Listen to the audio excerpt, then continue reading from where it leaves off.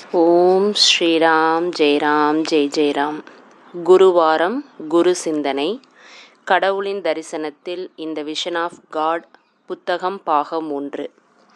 நம் சத்குருவான பப்பா சுவாமி ராமதாஸ் அவர்களின் சிந்தனைகளை ஆடியோ மூலம் பிரதி குருவாரம் கேட்டு மகிழ்வோம். இந்த நூலில் உள்ள இறை நாமத்தின் சக்தி என்ற தலைப்பு இன்றைய வாசிப்பில் வழங்கும் பகுதியாகும். இதை செவிமடுத்து நம் மனதை எப்பொழுதும் இறை சிந்தனையில் இருத்த முயற்சி செய்வோம். இறை நாமத்தின் சக்தி. உடுப்பியில் 2 நாட்கள் தங்கிவிட்டு ராமதாசன் மங்களூருக்கு புறப்பட்டு சென்றான். அங்கும் குறுகிய காலம் அவன் தங்க வேண்டி இருந்தது. பூர்வாசிரமத்தில் அவனுடைய மூத்த சகோதரராயிருந்த பி. ஆனந்தராவ் அவனை காசர்கோட்டுக்கு அழைத்து செல்ல ஆவலாயிருந்தார். மங்களூருக்கு தெற்கே உள்ள அந்த ஊரில்தான் அவர் வசித்து வந்தார். அவர் ராமதாசன் கேட்டு கொண்டதற்கிணங்க 3 கோயில்கள் சூழ்ந்த ஒரு புதிதாக கட்டப்பட்ட தர்மசாலாவில் அவன் தங்குவதற்கு ஒரு அறை ஏற்பாடு செய்தார். கோவில்களுக்கு அருகே 2 குளங்கள் இருந்தன. அவற்றில்தான் ராமதாசன் ஸ்நானம் செய்தான். ஆனந்தராவ் மிகவும் கருணையுடனும் அன்புடனும் நடந்து கொண்டார். ராமதாசனின் வசதிகளை மிக முக்கியமாக கருதினார். ராமதாசனின் வாழ்க்கைக்கு தேவையான எளிய வசதிகள் அந்த சிறிய அறையில் நிரம்பியிருந்தன. ஒரு மிருதுவான பாய், அதன் மீது விரிக்கப்பட்ட மான் தோல், 2 காவி நிற கதர் துணிகள், வருகை புரிவோருக்கு 2 பாய்கள், ஒரு அரிக்கேன் விளக்கு, ஒரு நாட்டுப்புற ஓலை குடை, ஒரு செப்பு தண்ணீர் பாத்திரம், சில ஆன்மீக நூல்கள் அந்த அறையில் இருந்தன. அவனுடைய இருக்கைக்கு மேலே ஒரு அட்டை தொங்கவிடப்பட்டு அதில் கன்னடத்தில் பெரிய எழுத்துக்களில் தெய்வீக ராம மந்திரம் எழுதப்பட்டிருந்தது. இந்த விவரங்களை ராமதாசன் தெரிவிப்பது ஏனெனில் அங்கு நடந்த ஒரு நிகழ்ச்சி இவற்றுடன் தொடர்பு கொண்டது. பால், பழங்கள், வெறும் வேக வைத்த அரிசி போன்றவையே அவனுடைய உணவு ஆகும். முதல் சில நாட்களில் பார்வையாளர்கள் அவன் தங்கியிருந்த இடத்திற்கு கூட்டமாக அவனை பார்க்க வந்தனர். அவர்களில் பெரும்பான்மையினர் பள்ளி சிறுவர்களே. இறைவனின் உண்மையான பக்தர்கள் பலரும் அவனை காண வந்தனர். இரவு நேரங்களில் அவன் அடிக்கடி கீர்த்த நிகழ்ச்சிகளுக்கு அழைத்து செல்லப்பட்டான்.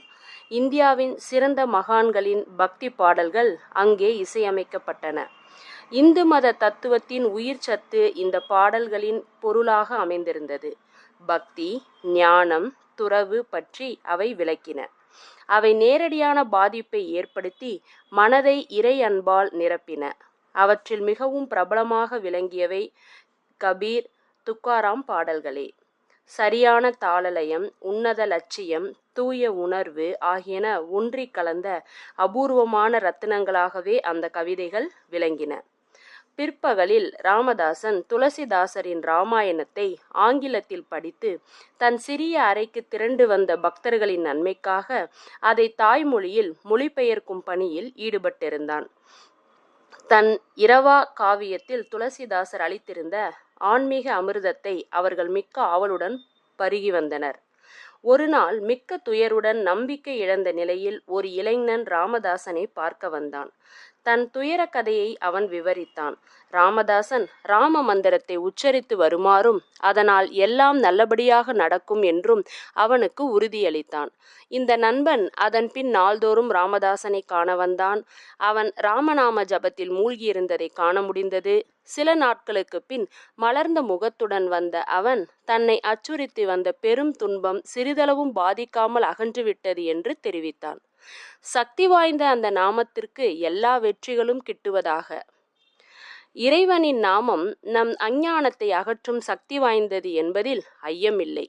அது நம் துன்பம், வேதனை ஆகியவற்றையும் போக்கிவிடும். ஆகவேதான் உலகில் உள்ள மகான்கள் யாவரும் அந்த நாமத்தின் மகிமையை புகழ்வதில் சிறிதும் சோர்வடைவதில்லை. இயந்திரமயமான உலகியல் வாழ்வில் இருந்து ஓய்வு பெற்ற 2 வயோதிக அன்பர்கள் ஒரு அதிகாலை நேரத்தில் ராமதாசனை காண வந்தனர். அவர்கள் தம் குடும்ப கவலைகள் பற்றிய ஒரு சிறிய சுவாரஸ்ய பேச்சை துவக்கினர். கொட்டகை போடும் காலம் வந்துவிட்டது. அதற்கான புல்கட்டுகளை நான் தேடிக்கொண்டிருந்தேன். ஆனால் எனக்கு அவை கிடைக்கவில்லை. ஏனெனில் புல் விற்பவர்களை காண்பதே அரிதாக உள்ளது. எனக்கு மிகவும் கவலையாக இருக்கிறது. இவ்வாறு ஒருவர் மற்றவரிடம் கூறிக்கொண்டிருந்தார். அது ஒன்றுமே இல்லை. என்னுடைய பிரச்சனை மேலும் மோசமானது. எங்கள் வாயில் கதவு பழுது பார்க்கப்பட வேண்டியதாயிருக்கிறது. அலைந்து திரியும் எருமை மாடுகள் என் தோட்டத்திற்குள் எளிதில் புகுந்து நான் பயிரிட்ட எல்லா நல்லவற்றையும் வீணாக்கி விடுகின்றன. கதவை சரி செய்ய நான் தச்சரை கூப்பிட்டேன். ஆனால் அவர்கள் விலாங்கு மீன்களைப் போல் என் கைகளிலிருந்து நழுவி சென்று விட்டனர். என்னால் இரவில் அமைதியாக தூங்கவே முடியவில்லை என்று மற்றொருவர் அங்கலாய்த்தார். இவ்வாறு மேன்மேலும் அவர்கள் முடிவின்றி பேசிக்கொண்டே இருந்தனர். ராமதாசன் அவர்களுடைய தனிப்பட்ட பிரச்சனைகள் பற்றிய வெளிப்படையான முறையீடுகளை சிறிது நேரம் கேட்டான். தான் அங்கு இருப்பது அவசியமில்லை என்று கருதிய ராமதாசன் அவர்களுடைய பேச்சில் அக்கறையில்லாத மூன்றாவது நபர் அங்கு இல்லாவிட்டால் அவர்கள் மேலும் நன்கு பேசி அனுபவித்துக் கொள்வர் என்று எண்ணினான். ஆகவே சப்தமின்றி அந்த அறையை விட்டு அகன்ற அவன் விரைந்த நடையுடன் நகருக்கு வெளிப்புறத்தே இருந்த ஒரு மலையின் உச்சிக்கு சென்றான். 1 மணி நேரம் திரிந்த பின் அவன் தன் சிறிய அறைக்கு திரும்பினான். ஆனால் அந்த பட்சிகள் எங்கே போயின? அவை பறந்து சென்று விட்டிருந்தன. இருப்பினும் மாலையில் திரும்பி வந்த அவர்கள் தங்கள் சொந்த கவலைகளை அவனுடைய இடத்தில் பேசியதற்காக தங்கள் தவறுக்கு மன்னிப்பு கேட்டுக்கொண்டனர். தன்னால் இயன்ற அனைத்து இனிமையும் திரட்டிய குரலில் ராமதாசன் கூறினான். ராமதாசன் வசிக்கும் அறைக்குள் எல்லோரும் வரலாம்.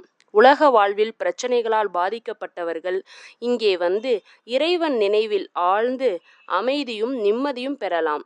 அதற்கு மாறாக இங்கே வந்து தங்கள் கவலையை கொட்டி தீர்ப்பதனால் இந்த அறையில் அவர்களுக்கு கிடைக்கக்கூடிய ஆறுதலை அவர்கள் இழக்கிறார்கள். ராமதாசன் கூறியதை ஒரே குரலில் ஏற்றுக்கொண்ட அவர்கள் மறுபடியும் அந்த தவறை செய்ய மாட்டோம் என்று உறுதி கூறினர்.